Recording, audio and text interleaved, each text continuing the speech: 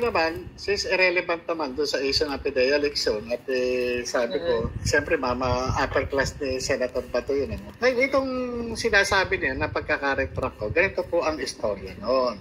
Meron kami, nung dumating ako sa PIDEA, talagang nag-stand ko dyan, yung mga usual na practice dyan, na pag kami pinahuhuli, yung mga opisyal namin, o kaya may hinuli na hindi naman talaga, wala talagang ebidensya, tinuturo lang kung sino mag-aapayan. Ibig sabihin kung sino ang, alam mo kahit ng mga kapulisan, alam yan, ng mga lahat na nagkakatrabaho sa narcotic. Ituturo ka lang kung sino yung mag-aapayan. Kahit na ikaw, nasa bahay ka, at pag sinabi, ikaw, apayan ka rito, ikaw possession buyer, ikaw ang arresting, Ganun na nangyayari. Dumating yung point na, na hindi na namin makaya. Kasi tatlo kaming ahente na nag-execute ng, ng joint affidavit at final namin sa IAS. Itong mga trabaho na ito na hindi naman kami po pwedeng tumanggi katulad ng mga nangyari sa mga kasamahan ko sa PIDEA na iniharap ni Director General Lasso. Kasi itong mga ahente na ito, sasabihin mo kung saan pupunta yan para mag-testify sa Senado, never.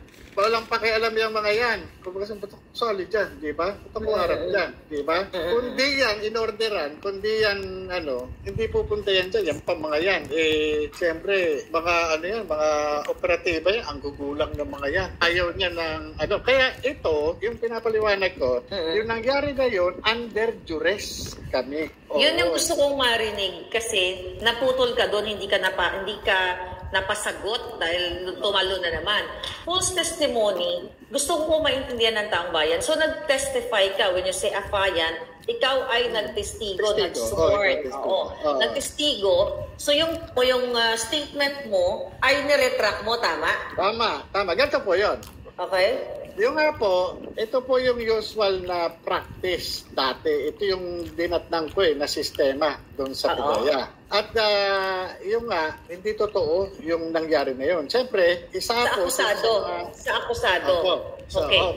Isa ako doon sa naging testigo para sa kaso na yun. Ngayon, biruin nyo, nakikita mo yung anak, yung asawa, na nakakulong yung asawa nila, na alam mo naman sa sarili mo na walang kasalanan. At nung time na yun na kinasuhan nyo sila, wala ka rin magawa doon sa PIDEA. Kasi nga sumusunod ka lang Sumusunod ka lang doon sa mga opisyalis mo. So yung pag-testify mo na doon sa akusado na yun, maaari ko bang sabihin na pinuwersa ka? Yes.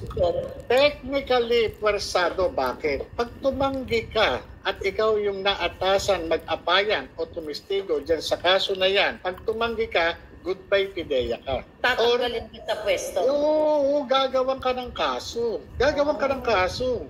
O kaya itatapon ka sa malalayong lugar. Gagawan ka ng kaso. Hindi. Yung ang taong walang kasalanan, nakakasuhan, ikaw pang tatanggi. Sige nga, yung mga walang kasalanan, nakakasuhan natataniman ng kaso, ikaw pa na alam mo yung mangyayari sa'yo. Kasi nga, ginagawa sistema doon. Sistema. Ngayon, nakakulong siya, yung tao.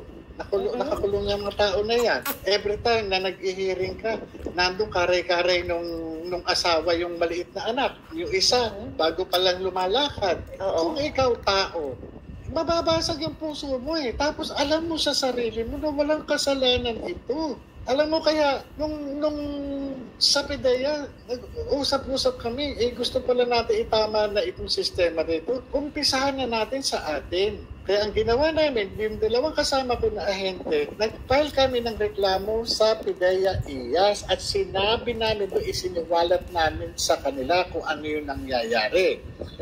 Ang system ganito, yung dalawa, tinakot-takot ng administrasyon. Yung dalawang tama nyo na nag-testify. Oo. Okay. Ngayon, sabi ko nga, nakita nyo naman, yung pattern. Dumadating sa akin yung point talaga, yung pagsasabi ng katotohanan at dun sa pagtatanggi. Pero mas nananaig yung pagkiling ko dun sa katotohanan. Alam nyo, ang naging panuntunan ko na lang, teka muna, alagad ako ng batas. Para saan ba ako?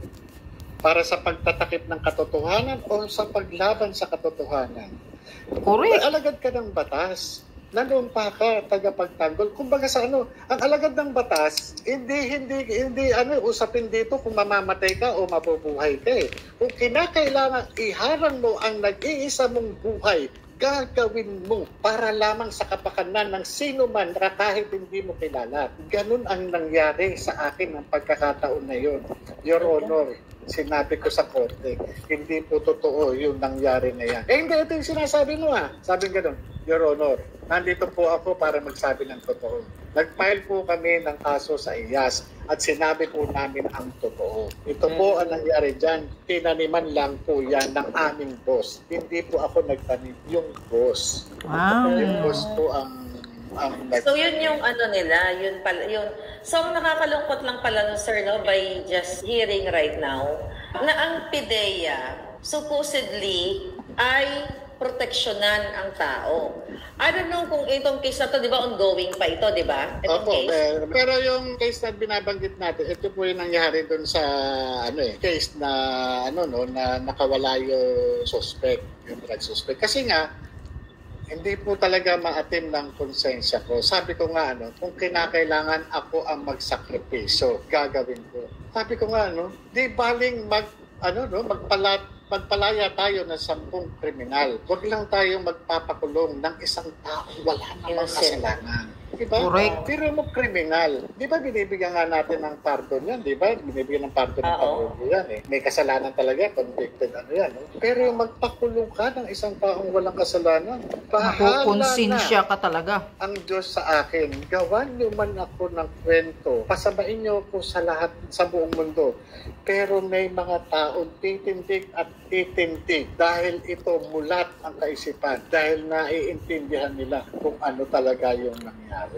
Kaya po, yung sinasabi, tinanggal yan. Hindi po ako nahihiya. Kasi bilang pagpagiging alagad ko ng batas, yun po yung isa sa pinaka maipamamana ko sa aking mga anak, sa aking mga apo. Nang ginawa ko yung aking katungkulan bilang alagad ng batas, pinalaya ko itong taong walang kasalanan kahit ang kapalit.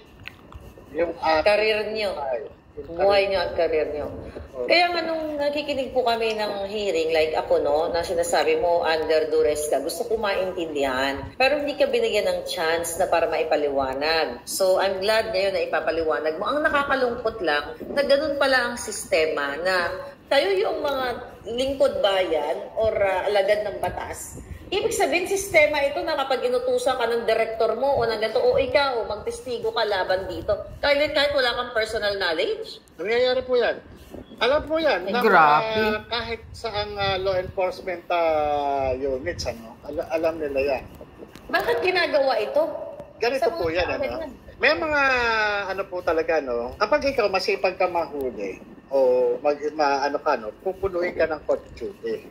Halimbawa, araw-araw may huli ka. Oo. Kung halimbawa, 5 araw, palagi ka may huli. Pagka pinail yung kaso, may 5 kaso ka kabilat na hawak, di ba? Pagka yan, pumutok yan, at ibig sabihin pumutok ka, kung na-file na magkaroon ng hearing, halos araw-araw ka na. Minsan sa loob ng isang araw, 2 ang hearing mo, 3 nangyayari. Dahil sa dami mong hinuli, sunod-sunod yung court duty mo. Kasi magte-testify ka sa RTC 1. Tapos may sa RTC 2, RTC 3, gano'n.